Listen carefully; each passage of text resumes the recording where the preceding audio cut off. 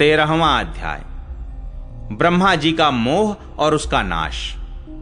श्री सुखदेव जी कहते हैं, परीक्षित, तुम बड़े भाग्यवान हो। भगवान के प्रेमी भक्तों में तुम्हारा स्थान श्रेष्ठ है, तभी तो तुमने इतना सुंदर प्रश्न किया है।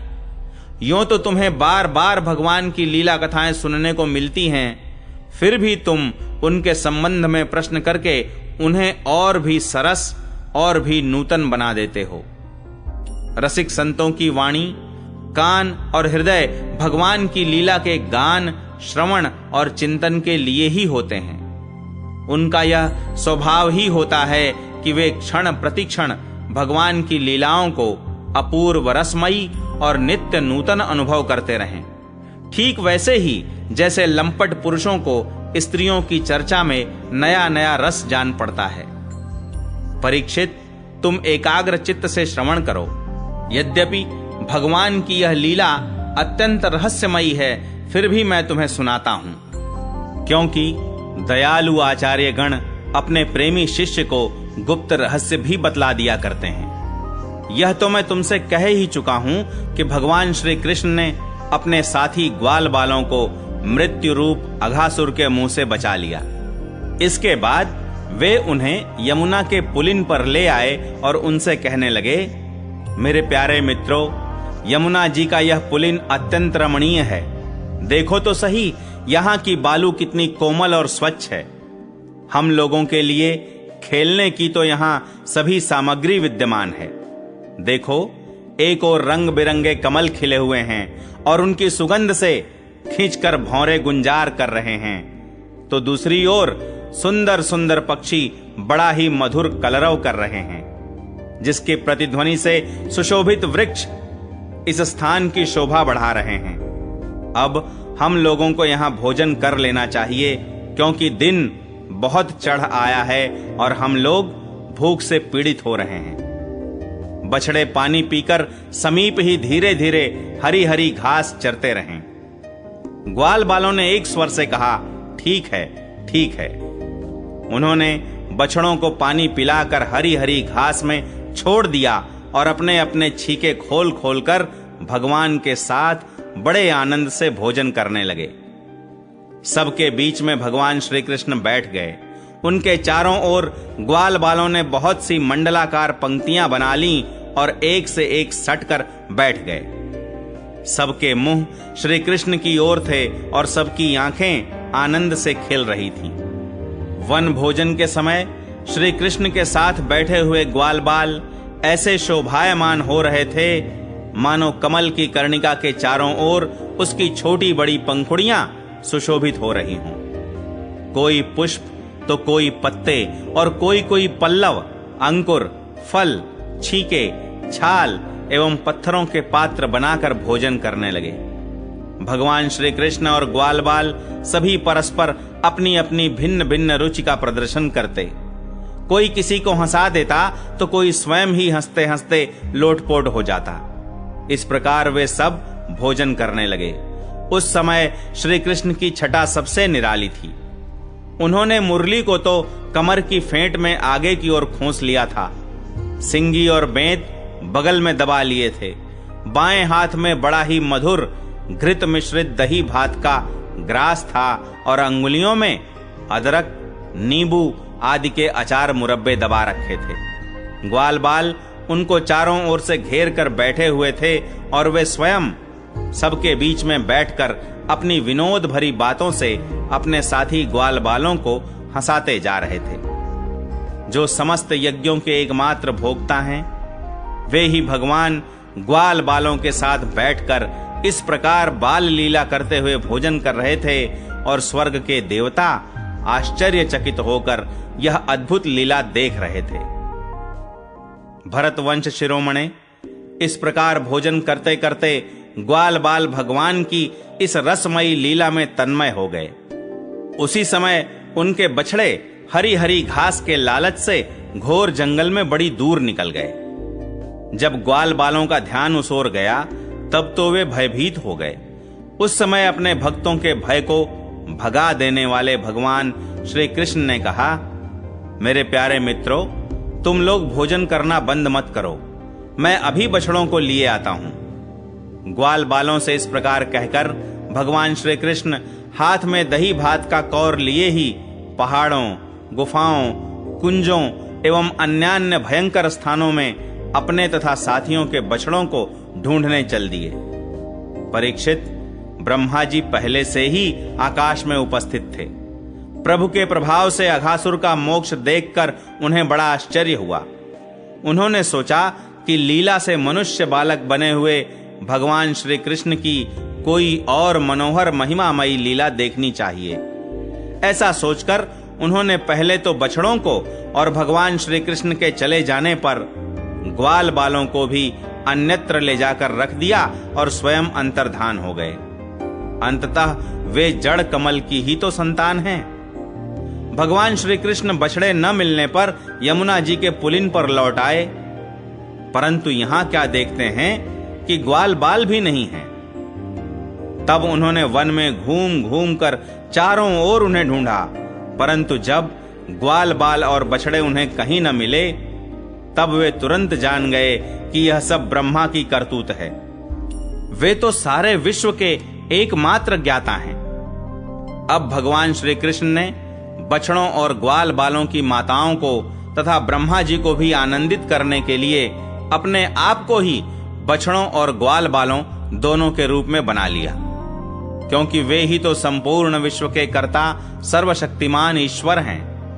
परीक्षित, वे बालक और बछड़े संख्या में जितने थे, जितने छोटे छोटे उनके शरीर थे, उनके हाथ पैर जैसे जैसे थे, उनके पास जितनी और जैसी छड़ियां, सिंगी, बांसुरी, पत्ते और छीके थे, जैसे और जितने वस्त्राभूषण थे, उनके शील, स्वभाव, गुण, नाम, रूप और अवस्थाएं जैसी थीं, जिस प्रकार वे खाते, पीते और चलते थे, ठीक वैसे ही और उतने ही रूपों में सर्वस्वरूप भगवान श्री कृष्ण प्रकट हो गए। उस समय यह संपूर्ण जगत विष्णु रूप है। यह वेदवाणी मानो मूर्तिमती होकर प्रकट हो गई। सर्वात्मा भगवान स्वयं ही बछड़े बन गए और स्वयं ही ग्वाल बाल। अपने आत्मस्वरूप बछड़ों को अपने आत्मस्वरूप ग्वाल बालों के द्वारा घेर कर अपने ही साथ अनेकों प्रकार के खेल खेलते हुए उन्होंने व्रज में प्रवेश किया। परीक्षित, जिस ग्वाल बाल के जो बछड़े थे, उन्हें उसी ग्वाल बाल के रूप से अलग अलग ले जाकर उसकी बाखल में घुसा दिया और विभिन्न बालकों के रूप में उनके भिन्न भिन्न घरों में चले गए। ग्वाल बालों की माताएं बांसुरी की तान सुनते ही जल्दी से दौड़ आईं। ग्वाल बाल बने हुए परब्रह्म श्री कृष्ण को अपने बच्चे समझकर हाथों से उठाकर उन्होंने जोर से हृदय से लगा लिया।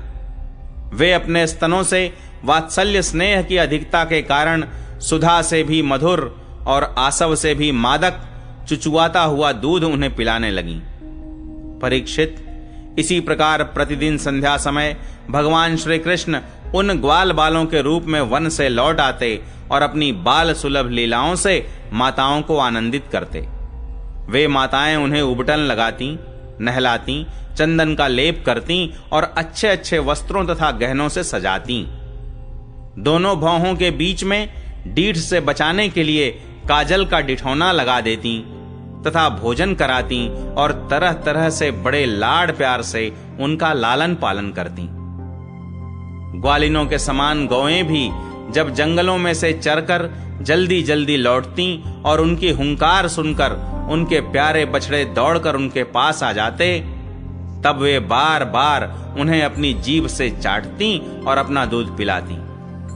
उस समय स्नेह की अधिकता के कारण उनके थनों से स्वयं ही दूध की धारा बहने लगती।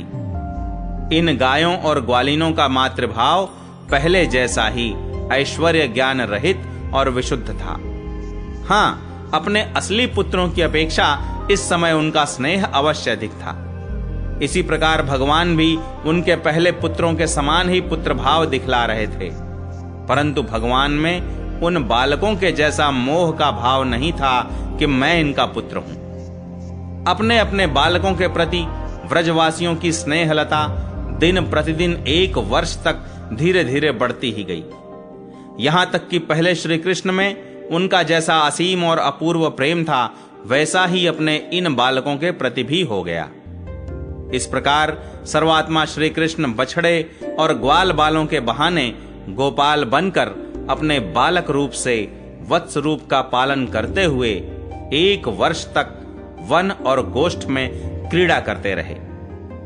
जब 1 वर्ष पूरा होने में 5-6 रातें शेष थीं, तब एक दिन भगवान श्री कृष्ण बलराम जी के साथ बछड़ों को चराते हुए वन में गए। उस समय गौएं गोवर्धन की चोटी पर घास चर रही थीं। वहां से उन्होंने व्रज के पास ही घास चरते हुए बहुत दूर अपने बछड़ों को देखा। बछड़ों को देखते ही गौओं का वात्सल्य स्नेह उमड़ आया। वे अपने आप की सुध-बुध खो बैठीं और ग्वालों के रोकने की कुछ भी परवाह न कर जिस मार्ग से वे न जा सकते थे, उस मार्ग से हुंकार करती हुई बड़े वेग से दौड़ पड़ी। उस समय उनके थनों से दूध बहता जाता था और उनकी गर्दनें सिकुड़कर डील से मिल गई थी। वे पूंछ तथा सिर उठाकर इतने वेग से दौड़ रही थीं कि मालूम होता था मानो उनके 2 ही पैर हैं। जिन गौओं के और भी बछड़े हो चुके थे, वे भी गोवर्धन के नीचे अपने पहले बछड़ों के पास दौड़ आईं और उन्हें स्नेहवश अपने आप बहता हुआ दूध पिलाने लगीं। उस समय वे अपने बच्चों का एक एक अंग ऐसे चाव से चाट रही थीं मानो उन्हें अपने पेट में रख लेंगी। गोपों ने उन्हें रोकने का बहुत कुछ प्रयत्न किया, परंतु उनका सारा प्रयत्न व्यर्थ रहा। उन्हें अपनी विफलता पर कुछ लज्जा और गायों पर बड़ा क्रोध आया। जब वे बहुत कष्ट उठाकर उस कठिन मार्ग से उस स्थान पर पहुंचे, तब उन्होंने बछड़ों के साथ अपने बालकों को भी देखा। अपने बच्चों को देखते ही उनका हृदय प्रेम रस से सराबोर हो गया। बालकों के प्रति अनुराग की बाढ़ आ गई। उनका क्रोध न जाने कहां हवा हो गया। उन्होंने अपने अपने बालकों को गोद में उठाकर हृदय से लगा लिया और उनका मस्तक सूंघकर अत्यंत आनंदित हुए। बूढ़े गोपों को अपने बालकों के आलिंगन से परम आनंद प्राप्त हुआ। वे निहाल हो गए। फिर बड़े कष्ट से उन्हें छोड़कर धीरे धीरे वहां से गए। जाने के बाद भी बालकों के और उनके आलिंगन के स्मरण से उनके नेत्रों से प्रेम के आंसू बहते रहे। बलराम जी ने देखा कि व्रजवासी गोप, गौएं और ग्वालिनों की उन संतानों पर भी, जिन्होंने अपनी मां का दूध पीना छोड़ दिया है, क्षण प्रति क्षण प्रेम संपत्ति और उसके अनुरूप उत्कंठा बढ़ती ही जा रही है। तब वे विचार में पड़ गए, क्योंकि उन्हें इसका कारण मालूम न था। यह कैसी विचित्र बात है। सर्वात्मा श्री कृष्ण में व्रजवासियों का और मेरा जैसा अपूर्व स्नेह है, वैसा ही इन बालकों और बछड़ों पर भी बढ़ता जा रहा है। यह कौन सी माया है? कहां से आई है? यह किसी देवता की है, मनुष्य की है अथवा असुरों की? परंतु क्या ऐसा भी संभव है? नहीं नहीं, यह तो मेरे प्रभु की ही माया है, और किसी माया में ऐसी सामर्थ्य नहीं जो मुझे भी मोहित कर ले। बलराम जी ने ऐसा विचार करके ज्ञान दृष्टि से देखा तो उन्हें ऐसा मालूम हुआ कि इन सब बछड़ों और ग्वाल बालों के रूप में केवल श्री कृष्ण ही श्री कृष्ण हैं। तब उन्होंने श्री कृष्ण से कहा, भगवान, ये ग्वाल बाल और बछड़े न देवता हैं और न तो कोई ऋषि ही। इन भिन्न भिन्न रूपों का आश्रय लेने पर भी आप अकेले ही इन रूपों में प्रकाशित हो रहे हैं। कृपया स्पष्ट करके थोड़े में ही यह बतला दीजिए कि आप इस प्रकार बछड़े, बालक, सिंगी, रस्सी आदि के रूप में अलग अलग क्यों प्रकाशित हो रहे हैं। तब भगवान ने ब्रह्मा की सारी करतूत सुनाई और बलराम जी ने सब बातें जान ली। परीक्षित, तब तक ब्रह्मा जी ब्रह्मलोक से व्रज में लौट आए। उनके कालमान से अब तक केवल एक त्रुटि, अर्थात जितनी देर में तीखी सुई से कमल की पंखुड़ी छिदे समय व्यतीत हुआ था। उन्होंने देखा कि भगवान श्री कृष्ण ग्वाल बाल और बछड़ों के साथ 1 साल से पहले की भांति ही क्रीड़ा कर रहे हैं।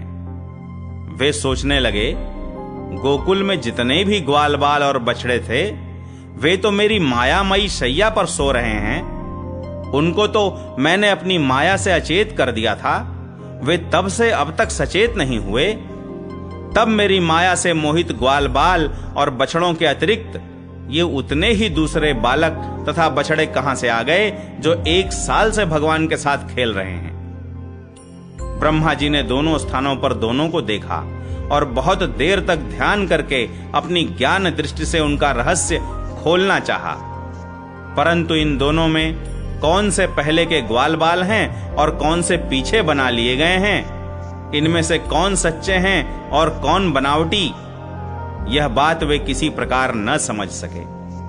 भगवान श्री कृष्ण की माया में तो सभी मुग्ध हो रहे हैं, परंतु कोई भी माया मोह भगवान का स्पर्श नहीं कर सकता। ब्रह्मा जी उन्हीं भगवान श्री कृष्ण को अपनी माया से मोहित करने चले थे, किंतु उनका मोहित करना तो दूर रहा, वे अजन्मा होने पर भी अपनी ही माया से अपने आप मोहित हो गए। जिस प्रकार रात के घोर अंधकार में कोहरे के अंधकार का और दिन के प्रकाश में जुगनू के प्रकाश का पता नहीं चलता, वैसे ही जब क्षुद्र पुरुष महापुरुषों पर अपनी माया का प्रयोग करते हैं, तब वह उनका तो कुछ बिगाड़ नहीं सकती, अपना ही प्रभाव खो बैठती है। ब्रह्मा जी विचार कर ही रहे थे कि उनके देखते देखते उसी क्षण सभी ग्वाल बाल और बछड़े श्री कृष्ण के रूप में दिखाई पड़ने लगे। सब के सब सजल जलधर के समान श्याम वर्ण, पीतांबरधारी, शंख चक्र गदा और पद्म से युक्त चतुर्भुज, सबके सिर पर मुकुट, कानों में कुंडल और कंठों में मनोहर हार तथा वनमालाएं शोभायमान हो रही थीं। उनके वक्षस्थल पर सुवर्ण की सुनहली रेखा श्रीवत्स, बाहुओं में बाजूबंद, कलाइयों में शंखाकार रत्नों से जड़े कंगन, चरणों में नूपुर और कड़े, कमर में करधनी तथा अंगुलियों में अंगूठियां जगमगा रही थीं। वे नख से शिख तक समस्त अंगों में कोमल और नूतन तुलसी की मालाएं, जो उन्हें बड़े भाग्यशाली भक्तों ने पहनाई थीं, धारण किए हुए थे।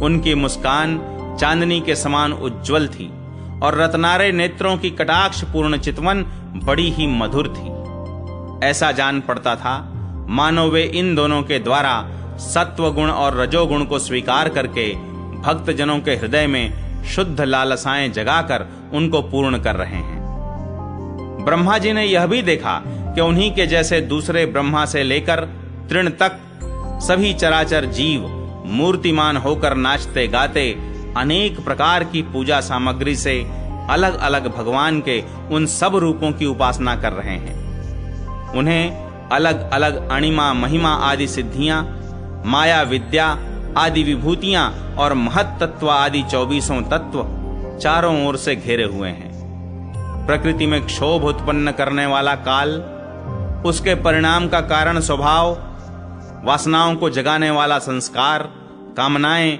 कर्म, विषय और फल, सभी मूर्तिमान होकर भगवान के प्रत्येक रूप की उपासना कर रहे हैं। भगवान की सत्ता और महत्ता के सामने उन सभी की सत्ता और महत्ता अपना अस्तित्व खो बैठी थी।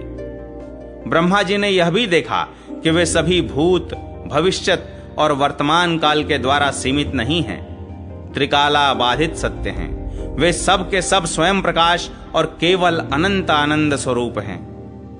उनमें जड़ता अथवा चेतनता का भेदभाव नहीं है, वे सब के सब एक रस हैं। यहां तक कि उपनिषददर्शी तत्वज्ञानियों की दृष्टि भी उनकी अनंत महिमा का स्पर्श नहीं कर सकती।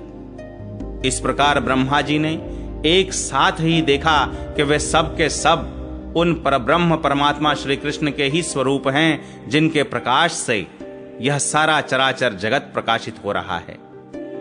यह अत्यंत आश्चर्यमय दृश्य देखकर ब्रह्मा जी तो चकित रह गए। उनकी 11 इंद्रियां अर्थात 5 कर्मेंद्रिय, 5 ज्ञानेंद्रिय और एक मन क्षुब्ध एवं स्तब्ध रह गईं। वे भगवान के तेज से निस्तेज होकर मौन हो गए। उस समय वे ऐसे स्तब्ध होकर खड़े रह गए मानो व्रज के अधिष्ठात्र देवता के पास एक पुतली खड़ी हो। परीक्षित, भगवान का स्वरूप तर्क से परे है, उसकी महिमा असाधारण है। वह स्वयं प्रकाश, आनंद स्वरूप और माया से अतीत है। वेदांत भी साक्षात रूप से उसका वर्णन करने में असमर्थ है, इसलिए उससे भिन्न का निषेध करके आनंद स्वरूप ब्रह्म का किसी प्रकार कुछ संकेत करता है। यद्यपि ब्रह्मा जी समस्त विद्याओं के अधिपति हैं, तथापि भगवान के दिव्य स्वरूप को वे तनिक भी न समझ सके कि यह क्या है। यहां तक कि वे भगवान के उन महिमामय रूपों को देखने में भी असमर्थ हो गए। उनकी आंखें मुंद गईं। भगवान श्री कृष्ण ने ब्रह्मा के इस मोह और असमर्थता को जानकर बिना किसी प्रयास के तुरंत अपनी माया का पर्दा हटा दिया। इससे ब्रह्मा जी को बाह्य ज्ञान हुआ। वे मानो मरकर फिर जी उठे। सचेत होकर उन्होंने ज्यों त्यों करके बड़े कष्ट से अपने नेत्र खोले। तब कहीं उन्हें अपना शरीर और यह जगत दिखाई पड़ा। फिर ब्रह्मा जी जब चारों ओर देखने लगे, तब पहले दिशाएं और उसके बाद तुरंत ही उनके सामने वृंदावन दिखाई पड़ा। वृंदावन सबके लिए एक सा प्यारा है। जिधर देखिए उधर ही जीवों को जीवन देने वाला फल और फूलों से लदे हुए हरे हरे पत्तों से लहलहाते हुए वृक्षों की पातें शोभा पा रही हैं। भगवान श्री कृष्ण की लीला भूमि होने के कारण वृंदावन धाम में क्रोध, तृष्णा आदि दोष प्रवेश नहीं कर सकते और वहां स्वभाव से ही परस्पर दुस्त्यज वैर रखने वाले मनुष्य और पशु पक्षी भी प्रेमी मित्रों के समान हिल मिलकर एक साथ रहते हैं। ब्रह्मा जी ने वृंदावन का दर्शन करने के बाद देखा कि अद्वितीय परब्रह्म गोपवंश के बालक का सा नाट्य कर रहा है। एक होने पर भी उसके सखा हैं, अनंत होने पर भी वह इधर उधर घूम रहा है और उसका ज्ञान अगाध होने पर भी वह अपने ग्वाल बाल और बछड़ों को ढूंढ रहा है। ब्रह्मा जी ने देखा कि जैसे भगवान श्री कृष्ण पहले अपने हाथ में दही भात का कौर लिए उन्हें ढूंढ रहे थे, वैसे ही अब भी अकेले ही उनकी खोज में लगे हैं। भगवान को देखते ही ब्रह्मा जी अपने वाहन हंस पर से कूद पड़े और सोने के समान चमकते हुए अपने शरीर से पृथ्वी पर दंड की भांति गिर पड़े। उन्होंने अपने चारों मुकुटों के अग्रभाग से भगवान के चरण कमलों का स्पर्श करके नमस्कार किया और आनंद के आंसुओं की धारा से उन्हें नहला दिया। वे भगवान श्री कृष्ण की पहले देखी हुई महिमा का बार बार स्मरण करते, उनके चरणों पर गिरते और उठ उठकर फिर गिर पड़ते। इसी प्रकार बहुत देर तक वे भगवान के चरणों में ही पड़े रहे। फिर धीरे धीरे उठे और अपने नेत्रों के आंसू पोंछे।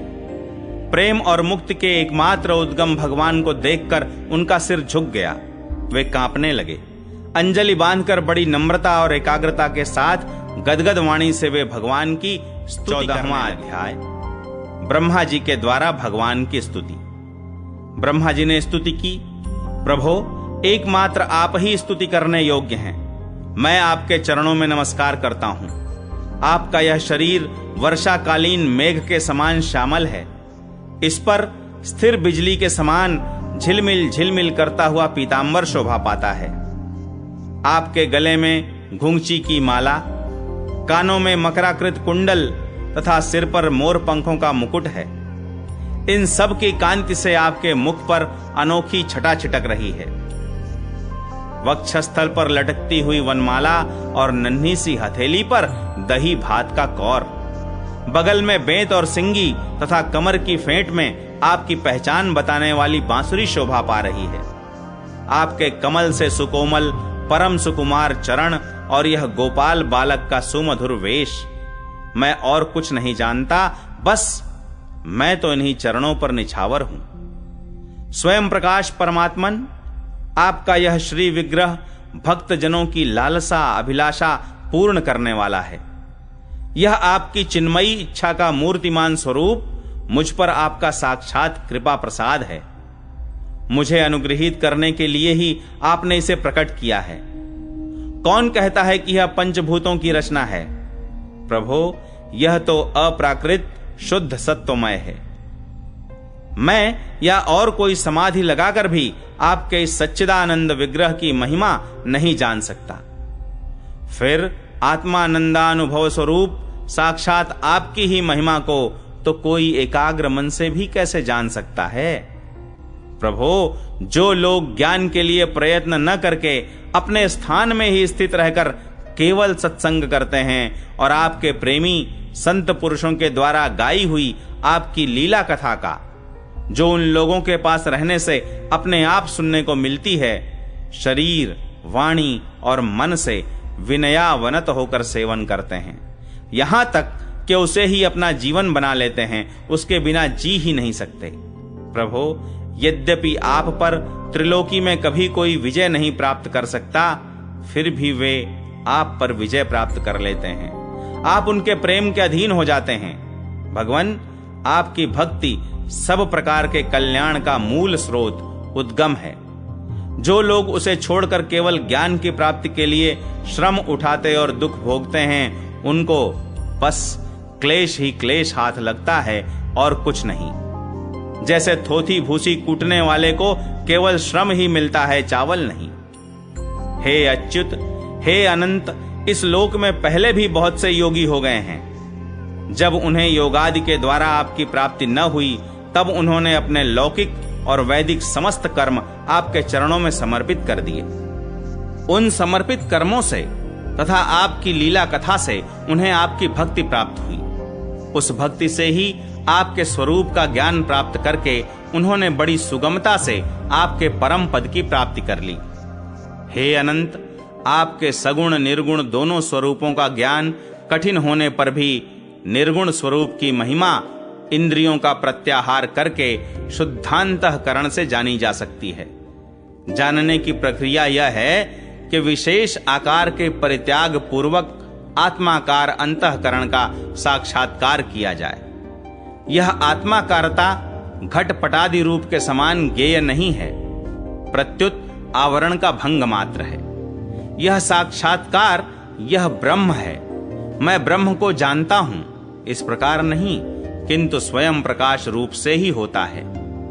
परंतु भगवान, जिन समर्थ पुरुषों ने अनेक जन्मों तक परिश्रम करके पृथ्वी का एक एक परमाणु, आकाश के हिमकण अर्थात ओस की बूंदें तथा उसमें चमकने वाले नक्षत्र एवं तारों तक को गिन डाला है, उनमें भी भला ऐसा कौन हो सकता है जो आपके सगुण स्वरूप के अनंत गुणों को गिन सके। प्रभो, आप केवल संसार के कल्याण के लिए ही अवतीर्ण हुए हैं। सो भगवान, आपकी महिमा का ज्ञान तो बड़ा ही कठिन है।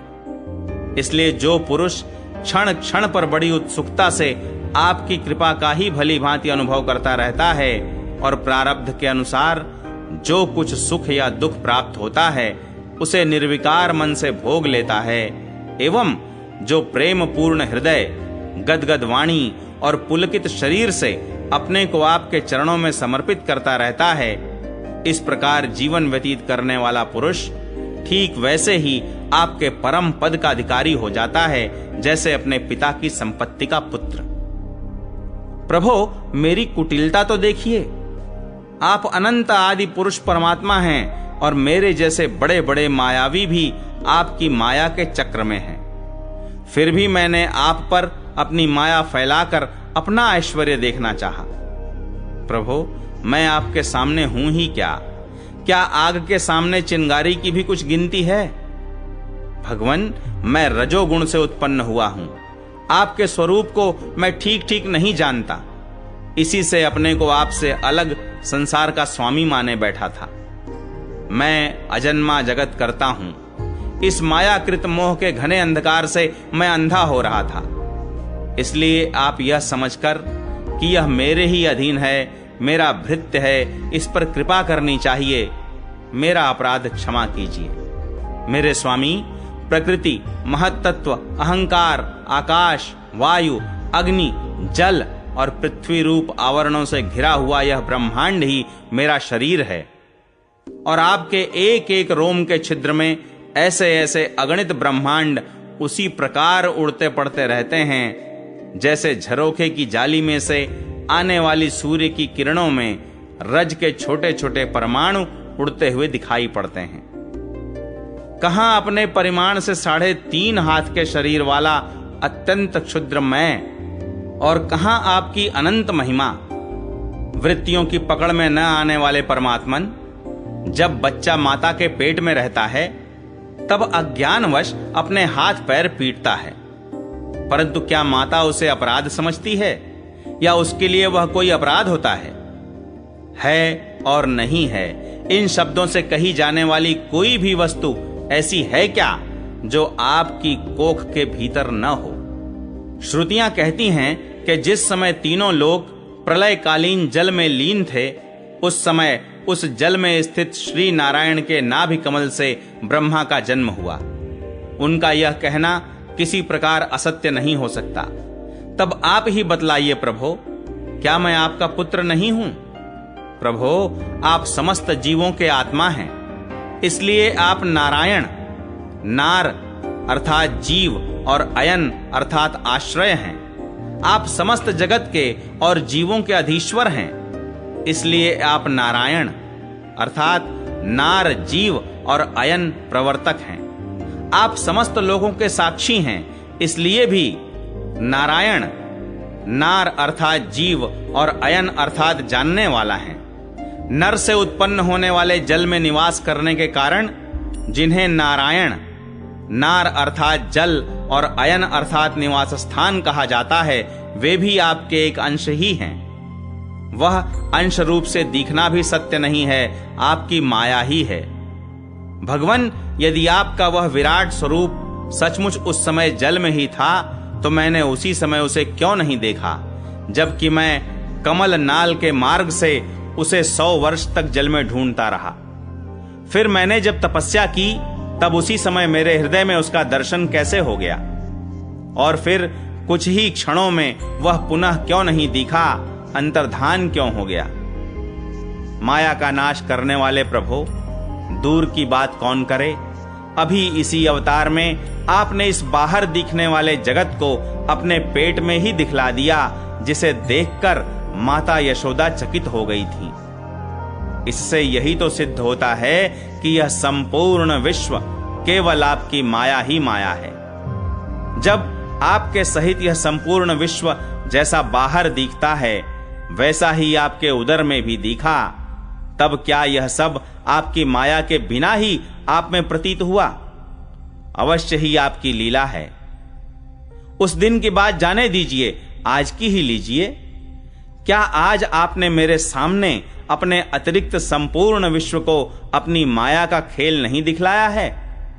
पहले आप अकेले थे, फिर संपूर्ण ग्वाल बाल, बछड़े और छड़ी छीके भी आप ही हो गए।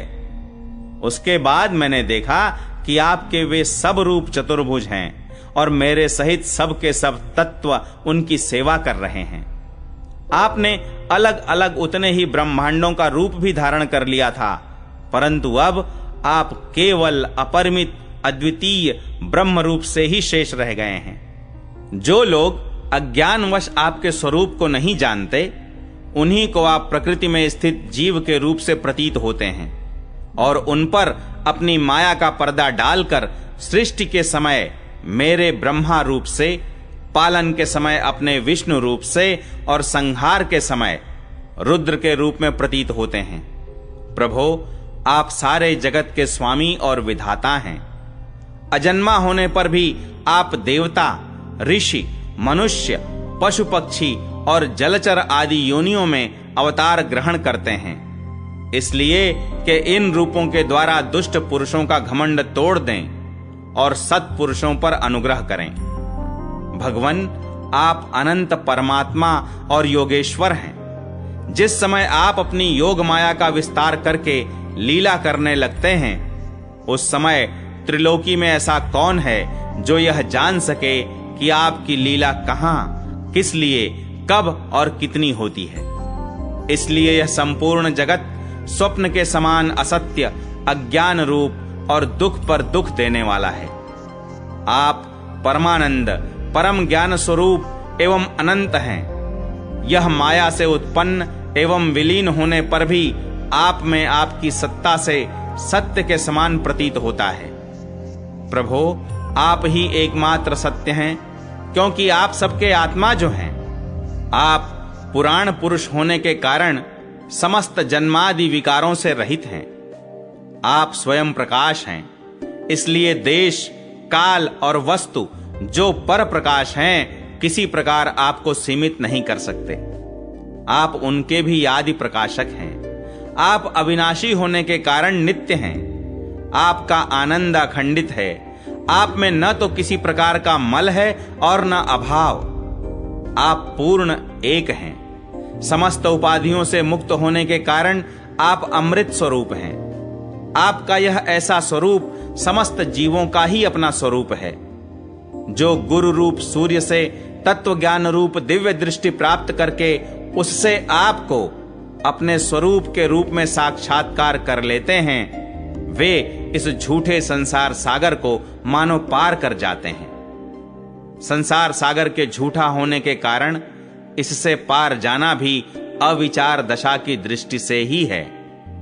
जो पुरुष परमात्मा को आत्मा के रूप में नहीं जानते, उन्हें उस अज्ञान के कारण ही इस नाम रूपात्मक निखिल प्रपंच की उत्पत्ति का भ्रम हो जाता है, किंतु ज्ञान होते ही इसका आत्यंतिक प्रलय हो जाता है। जैसे रस्सी में भ्रम के कारण ही सांप की प्रतीति होती है और भ्रम के निवृत्त होते ही उसकी निवृत्ति हो जाती है। संसार संबंधी बंधन और उससे मोक्ष, ये दोनों ही नाम अज्ञान से कल्पित हैं। वास्तव में ये अज्ञान के ही दो नाम हैं। ये सत्य और ज्ञान स्वरूप परमात्मा से भिन्न अस्तित्व नहीं रखते। जैसे सूर्य में दिन और रात का भेद नहीं है, वैसे ही विचार करने पर अखंड चित्त स्वरूप केवल शुद्ध आत्म तत्व में न बंधन है और न तो मोक्ष।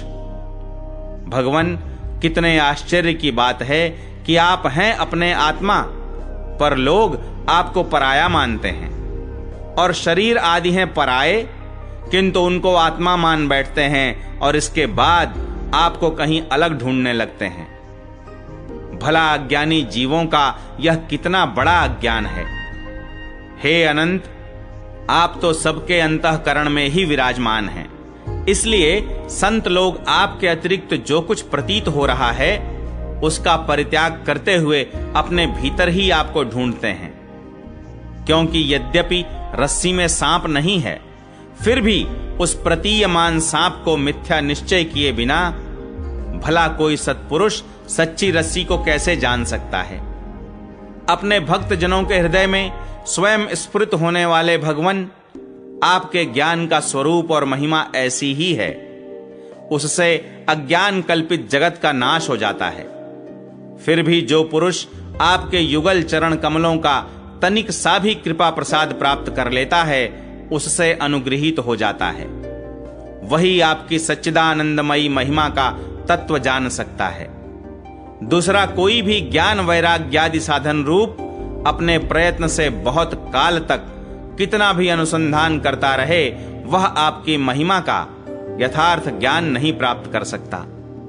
इसलिए भगवान, मुझे इस जन्म में, दूसरे जन्म में अथवा किसी पशु पक्षी आदि के जन्म में भी ऐसा सौभाग्य प्राप्त हो कि मैं आपके दासों में से कोई एक दास हो जाऊं और फिर आपके चरण कमलों की सेवा करूं। मेरे स्वामी, जगत के बड़े बड़े यज्ञ सृष्टि के प्रारंभ से लेकर अब तक आपको पूर्णतः तृप्त न कर सके, परंतु आपने व्रज की गायों और ग्वालिनों के बछड़े एवं बालक बनकर उनके स्तनों का अमृत सा दूध बड़े उमंग से पिया है। वास्तव में उन्हीं का जीवन सफल है, वे ही अत्यंत धन्य हैं। अहो, नंद आदि व्रजवासी गोपों के धन्य भाग्य हैं। वास्तव में उनका अहो भाग्य है, क्योंकि परमानंद स्वरूप सनातन परिपूर्ण ब्रह्म आप उनके अपने सगे संबंधी और सुहृद हैं। हे अच्युत, इन व्रजवासियों के सौभाग्य की महिमा तो अलग रही। मन आदि 11 इंद्रियों के अधिष्ठात्र देवता के रूप में रहने वाले महादेव आदि हम लोग बड़े ही भाग्यवान हैं, क्योंकि इन व्रजवासियों की मन आदि 11 इंद्रियों को प्याले बनाकर हम आपके चरण कमलों का अमृत से भी मीठा, मदिरा से भी मादक मधुर मकरंद रस पान करते रहते हैं। जब उसका एक एक इंद्रिय से पान करके हम धन्य धन्य हो रहे हैं, तब समस्त इंद्रियों से उसका सेवन करने वाले व्रजवासियों की तो बात ही क्या है। प्रभो, इस व्रज भूमि के किसी वन में और विशेष करके गोकुल में किसी भी योनि में जन्म हो जाए, यही हमारे लिए बड़े सौभाग्य की बात होगी। क्योंकि यहां जन्म हो जाने पर आपके किसी न किसी प्रेमी के चरणों की धूल अपने ऊपर पड़ ही जाएगी। प्रभु, आपके प्रेमी व्रजवासियों का संपूर्ण जीवन आपका ही जीवन है। आप ही उनके जीवन के एकमात्र सर्वस्व हैं। इसलिए उनके चरणों की धूलि मिलना आपके ही चरणों की धूलि मिलना है, और आपके चरणों की धूलि को तो श्रुतियां भी अनादिकाल से अब तक ढूंढ ही रही हैं। देवताओं के भी आराध्य देव प्रभो, इन व्रजवासियों को इनकी सेवा के बदले में आप क्या फल देंगे?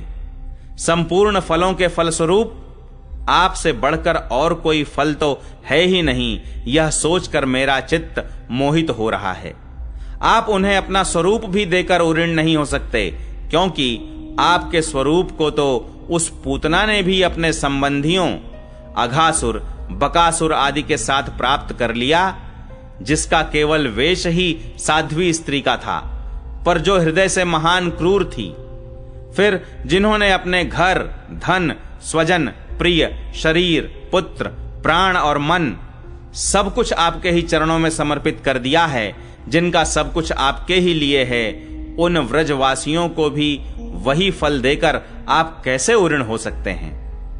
सच्चिदानंद स्वरूप श्याम सुंदर तभी तक राग, द्वेष आदि दोष चोरों के समान सर्वस्व अपहरण करते रहते हैं, तभी तक घर और उसके संबंधी कैद की तरह संबंध के बंधनों में बांध रखते हैं, और तभी तक मोह पैर की बेड़ियों की तरह जकड़े रखता है, जब तक जीव आपका नहीं हो जाता।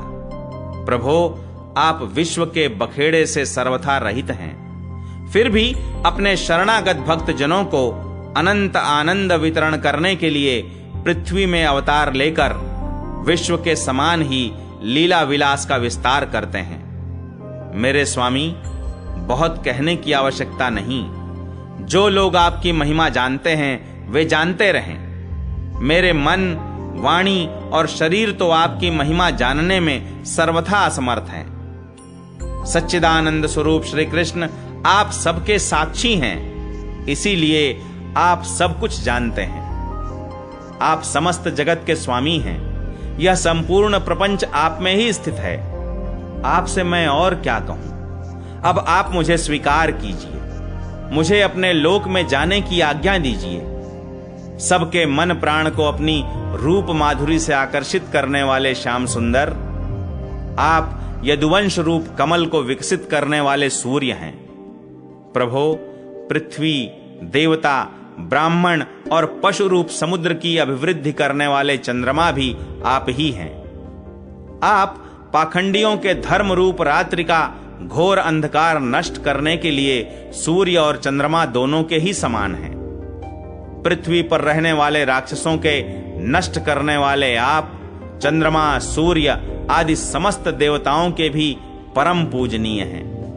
भगवान, मैं अपने जीवन भर महाकल्प पर्यंत आपको नमस्कार ही करता रहूं। श्री शुकदेव जी कहते हैं, परीक्षित, संसार के रचयिता ब्रह्मा जी ने इस प्रकार भगवान श्री कृष्ण की स्तुति की। इसके बाद उन्होंने 3 बार परिक्रमा करके उनके चरणों में प्रणाम किया और फिर अपने गंतव्य स्थान सत्यलोक में चले गए। ब्रह्मा जी ने बछड़ों और ग्वाल बालों को पहले ही यथास्थान पहुंचा दिया था। भगवान श्री कृष्ण ने ब्रह्मा जी को विदा कर दिया और बछड़ों को लेकर यमुना जी के पुलिन पर आए, जहां वे अपने सखा ग्वाल बालों को पहले छोड़ गए थे। परीक्षित, अपने जीवन सर्वस्व प्राण वल्लभ श्री कृष्ण के वियोग में यद्यपि 1 वर्ष बीत गया था, तथापि उन ग्वाल बालों को वह समय आधे क्षण के समान जान पड़ा। क्यों न हो, वे भगवान की विश्व मोहिनी योग माया से मोहित जो हो गए थे।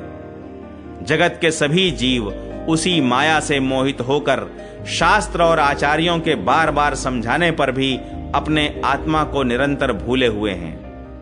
वास्तव में उस माया की ऐसी ही शक्ति है। भला उससे मोहित होकर जीव यहां क्या क्या नहीं भूल जाते हैं। परीक्षित, भगवान श्री कृष्ण को देखते ही ग्वाल बालों ने बड़ी उतावली से कहा, भाई तुम भले आए, स्वागत है स्वागत। अभी तो हमने तुम्हारे बिना एक कौर भी नहीं खाया है। आओ इधर आओ, आनंद से भोजन करो। तब हंसते हुए भगवान ने ग्वाल बालों के साथ भोजन किया और उन्हें अघासुर के शरीर का ढांचा दिखाते हुए वन से व्रज में लौट आए। श्री कृष्ण के सिर पर मोर पंख का मनोहर मुकुट और घुंघराले बालों में सुंदर सुंदर महंग महंग महकते हुए पुष्प गूंथ रहे थे। नई नई रंगीन धातुओं से श्याम शरीर पर चित्रकारी की हुई थी। वे चलते समय रास्ते में उच्च स्वर से कभी बांसुरी, कभी पत्ते और कभी सिंगी बजाकर वाद्योत्सव में मग्न हो रहे हैं। पीछे पीछे ग्वाल बाल उनकी लोक पावन कीर्ति का गान करते जा रहे हैं। कभी वे नाम ले लेकर अपने बछड़ों को पुकारते तो कभी उनके साथ लाड़ लड़ाने लगते। मार्ग के दोनों ओर गोपियां खड़ी हैं। जब वे कभी तिरछे नेत्रों से उनकी नजर में नजर मिला देते हैं तब गोपियां आनंद मुग्ध हो जाती हैं। इस प्रकार भगवान श्री कृष्ण ने गोष्ठ में प्रवेश किया। परीक्षित, उसी दिन बालकों ने व्रज में जाकर कहा कि आज यशोदा मैया के लाडले नंद नंदन ने वन में एक बड़ा भारी अजगर मार डाला है और उससे हम लोगों की रक्षा की है। राजा परीक्षित ने कहा, ब्राह्मण, व्रजवासियों के लिए श्री कृष्ण अपने पुत्र नहीं थे, दूसरे के पुत्र थे। फिर उनका श्री कृष्ण के प्रति इतना प्रेम कैसे हुआ? ऐसा प्रेम तो उनका अपने बालकों पर भी पहले कभी नहीं हुआ था। आप कृपा करके बतलाइए इसका क्या कारण है? श्री सुखदेव जी कहते हैं, राजन, संसार के सभी प्राणी अपने आत्मा से ही सबसे बढ़कर प्रेम करते हैं। पुत्र से, धन से या और किसी से जो प्रेम होता है वह तो इसलिए कि वे वस्तुएं अपने आत्मा को प्रिय लगती हैं। राजेंद्र, यही कारण है कि सभी प्राणियों का अपनी आत्मा के प्रति जैसा प्रेम होता है वैसा अपने कहलाने वाले पुत्र, धन और गृह आदि में नहीं होता। नृपश्रेष्ठ, जो लोग देह को ही आत्मा मानते हैं वे भी अपने शरीर से जितना प्रेम करते हैं उतना प्रेम शरीर के संबंधी पुत्र, मित्र आदि से नहीं करते। जब विचार के द्वारा यह मालूम हो जाता है कि यह शरीर मैं नहीं हूं, यह शरीर मेरा है, तब इस शरीर से भी आत्मा के समान प्रेम नहीं रहता। यही कारण है कि इस देह के जीर्ण शीर्ण हो जाने पर भी जीने की आशा प्रबल रूप से बनी रहती है। इससे यह बात सिद्ध होती है कि सभी प्राणी अपनी आत्मा से ही सबसे बढ़कर प्रेम करते हैं और उसी के लिए इस सारे चराचर जगत से भी प्रेम करते हैं। इन श्री कृष्ण को ही तुम सब आत्माओं का आत्मा समझो। संसार के कल्याण के लिए ही योग माया का आश्रय लेकर वे यहां देहधारी के समान जान पड़ते हैं। जो लोग भगवान श्री कृष्ण के वास्तविक स्वरूप को जानते हैं उनके लिए तो इस जगत में जो कुछ भी चराचर पदार्थ हैं अथवा इससे परे परमात्मा, ब्रह्म, नारायण आदि जो भगवत स्वरूप हैं सभी श्री कृष्ण स्वरूप ही हैं। श्री कृष्ण के अतिरिक्त और कोई प्राकृत अप्राकृत वस्तु है ही नहीं। सभी वस्तुओं का अंतिम रूप अपने कारण में स्थित होता है। उस कारण के भी परम कारण हैं भगवान श्री कृष्ण। तब भला बताओ किस वस्तु को श्री कृष्ण से भिन्न बतलाएं? जिन्होंने पुण्य कीर्ति मुकुंद मुरारी के पद पल्लव की नौका का आश्रय लिया है, जो कि सत्पुरुषों का सर्वस्व है, उनके लिए यह भव सागर बछड़े के खुर के गढ़े के समान है। उन्हें परम पद की प्राप्ति हो जाती है और उनके लिए विपत्तियों का निवास स्थान यह संसार नहीं रहता। परीक्षित, तुमने मुझसे पूछा था कि भगवान के 5वें वर्ष की लीला ग्वाल बालों ने 6ठे वर्ष में कैसे कही। उसका सारा रहस्य मैंने तुम्हें बतला दिया। भगवान श्री कृष्ण की ग्वाल बालों के साथ वन क्रीड़ा, अघासुर को मारना, हरी हरी घास से युक्त भूमि पर बैठकर भोजन करना, अप्राकृत रूपधारी बछड़ों और ग्वाल बालों का प्रकट होना और ब्रह्मा जी के द्वारा की हुई इस महान स्तुति को जो मनुष्य सुनता और कहता है उसको धर्म, अर्थ, काम और मोक्ष की प्राप्ति हो जाती है। परीक्षित, इस प्रकार श्री कृष्ण और बलराम ने कुमार अवस्था के अनुरूप आंख मिचौनी, सेतु बंधन, बंदरों की भांति उछलना कूदना आदि अनेकों लीलाएं करके अपनी कुमार अवस्था व्रज में ही त्याग दी।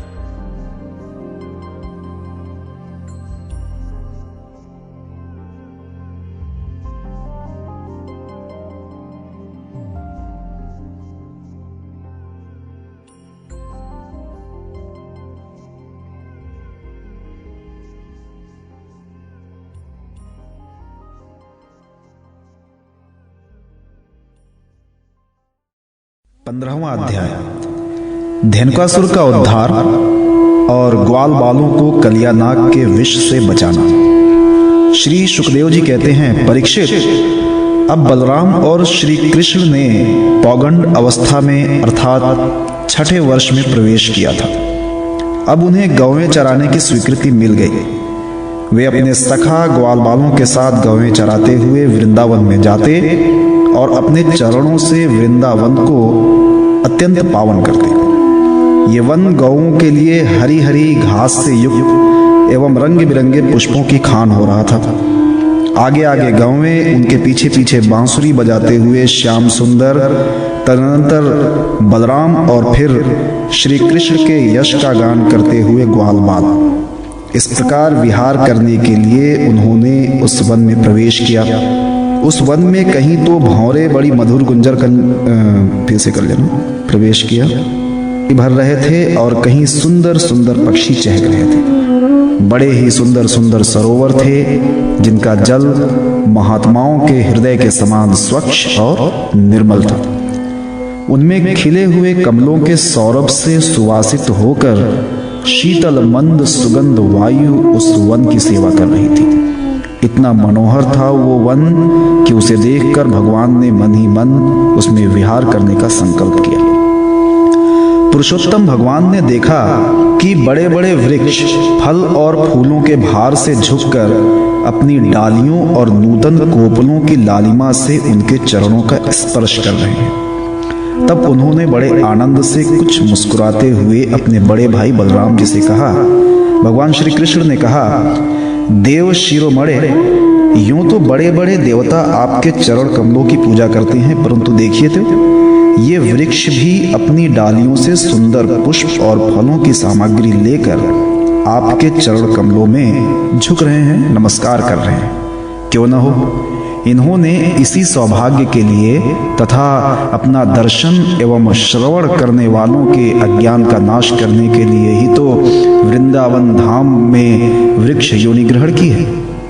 इनका जीवन धन्य है। आदि पुरुष, यद्यपि आप इस वृंदावन में अपने ऐश्वर्य रूप को छिपाकर बालकों की सी लीला कर रहे हैं, फिर भी आपके श्रेष्ठ भक्त मुनिगण अपने इष्ट देव को पहचानकर वहां भी प्रायः भौरों के रूप में आपके भुवन पावन यश का निरंतर गान करते हुए आपके भजन में लगे रहते हैं। वे एक क्षण के लिए भी आपको नहीं छोड़ना चाहते। भाई जी, वास्तव में आप ही स्तुति करने योग्य हैं। देखिए, आपको अपने घर आया देख ये मोर आपके दर्शनों से आनंदित होकर नाच रहे हैं। हरिणियां मृगनयनी गोपियों के समान अपनी प्रेम भरी तिरछी चितवन से आपके प्रति प्रेम प्रकट कर रही है, आपको प्रसन्न कर रही है। ये कोयलें अपनी मधुर कुहू कुहू ध्वनि से आपका कितना सुंदर स्वागत कर रही हैं। ये वनवासी होने पर भी धन्य है, क्योंकि सत्पुरुषों का स्वभाव ही ऐसा होता है कि वे घर आए अतिथि को अपनी प्रिय से प्रिय वस्तु भेंट कर देते हैं।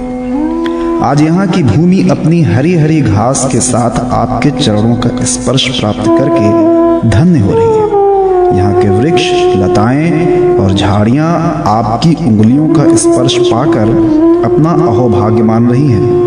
आपकी दया भरी चितवन से नदी, पर्वत, पशु पक्षी सब कृतार्थ हो रहे हैं और व्रज की गोपियां आपके वक्ष स्थल का स्पर्श प्राप्त करके, जिसके लिए स्वयं लक्ष्मी भी लालायित रहती हैं, धन्य धन्य हो रही हैं। श्री सुखदेव जी कहते हैं, परीक्षित, इस प्रकार परम सुंदर वृंदावन को देखकर भगवान श्री कृष्ण बहुत ही आनंदित हुए। वे अपने सखा ग्वाल बालों के साथ गोवर्धन की तराई में यमुना तट पर गौओं को चराते हुए अनेकों प्रकार की लीलाएं करने लगे।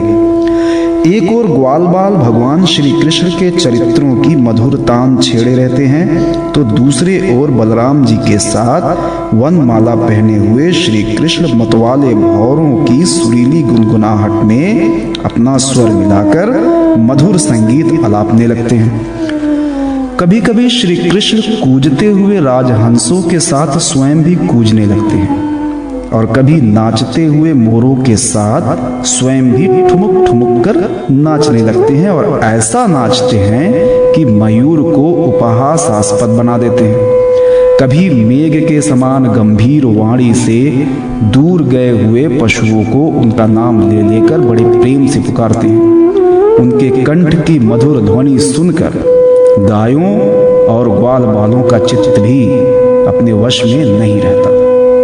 कभी चकोर, क्रौंच, चकवा, भरदुल और मोर आदि पक्षियों की सी बोली बोलते, तो कभी बाघ, सिंह आदि की गर्जना से डरे हुए जीवों के समान स्वयं भी भयभीत की सी लीला करते। जब बलराम जी खेलते खेलते थककर किसी ग्वाल बाल की गोद के तकिए पर सिर रखकर लेट जाते, तब श्री कृष्ण उनके पैर दबाने लगते, पंखा झलने लगते और इस प्रकार अपने बड़े भाई की थकावट दूर करते। जब ग्वाल बाल नाचने गाने लगते अथवा ताल ठोक ठोक कर एक दूसरे से कुश्ती लड़ने लगते, तब श्याम और राम दोनों भाई हाथ में हाथ डालकर खड़े हो जाते और हंस हंस कर वाह वाह करते। कभी कभी स्वयं श्री कृष्ण भी ग्वाल बालों के साथ कुश्ती लड़ते लड़ते थक जाते तथा किसी सुंदर वृक्ष के नीचे कोमल पल्लवों की सेज पर किसी ग्वाल बाल की गोद में सिर रखकर लेट जाते। परीक्षित, उस समय कोई कोई पुण्य के मूर्तिमान स्वरूप ग्वाल बाल महात्मा श्री कृष्ण के चरण दबाने लगते और दूसरे निष्पाप बालक उन्हें बड़े बड़े पत्तों या अंगोछियों से पंखा झलने लगते। किसी किसी के हृदय में प्रेम की धारा उमड़ आती तो वो धीरे धीरे उदार शिरोमणि परम मनस्वी श्री कृष्ण की लीलाओं के अनुरूप उनके मन को प्रिय लगने वाले मनोहर गीत गाने लगता। भगवान ने इस प्रकार अपनी योग माया से अपने ऐश्वर्यमय स्वरूप को छिपा रखा था। वे ऐसी लीलाएं करते जो ठीक ठीक गोप बालकों की सी ही मालूम पड़ती। स्वयं भगवती लक्ष्मी जिनके चरण कमलों की सेवा में संलग्न रहती हैं, वे ही भगवान इन ग्रामीण बालकों के साथ बड़े प्रेम से ग्रामीण खेल खेला करते। परीक्षित, ऐसा होने पर भी कभी कभी उनकी ऐश्वर्यमयी लीलाएं भी प्रकट हो जाया करती। बलराम जी और श्री कृष्ण के सखाओं में एक प्रधान गोप बालक थे श्रीदामा। एक दिन उन्होंने तथा सुबल और स्तोक कृष्ण, छोटे कृष्ण आदि ग्वाल बालों ने श्याम और राम से बड़े प्रेम के साथ कहा, हम लोगों को सर्वदा सुख पहुंचाने वाले बलराम जी, आपके बाहुबल की तो कोई था ही नहीं। हमारे मनमोहन श्री कृष्ण, दुष्टों को नष्ट कर डालना तो तुम्हारा स्वभाव ही है। यहाँ से थोड़ी ही दूर पर एक